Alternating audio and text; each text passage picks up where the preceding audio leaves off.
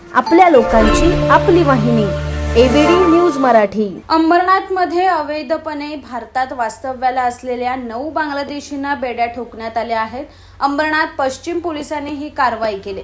अंबरनाथ पश्चिमेच्या सर्वोदय नगर परिसरातील सृष्टी हिल सोसायटीत मागील 4 वर्षापासून हे 9 बांगलादेशी अवैधपणे वास्तव्याला होते। याबाबतची माहिती अंबरनाथ पश्चिम पोलीस ठाण्याचे प्रभारी अधिकारी राजेश गलजल यांना मिळताच त्यांनी कारवाईचे आदेश देत या 9 बांगलादेशींना बेड्या ठोकल्या।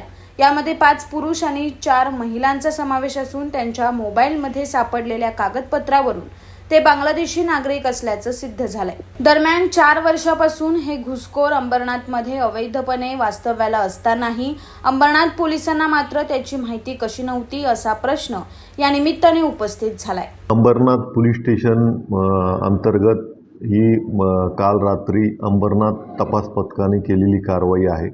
यामध्ये गोपनीय माहितीद्वारे आम्हाला आज समजलं होतं की काही बांगलादेशी इथं वास्तव्यास आहे। मग त्या अनुषंगाने आम्ही संबंधित ठिकाणी जाऊन चेक केले असता यामध्ये 5 पुरुष आणि 4 महिला बांगलादेशी आढळून आलेले आहेत। त्यांच्यावरती आम्ही पासपोर्ट अधिनियम आणि विदेशी नागरिक अधिनियमाअंतर्गत कारवाई केलेली आहे। आज रोजी मान्य न्यायालयासमोर संबंधितांना अटक करून आम्ही हजर केलेला आहे।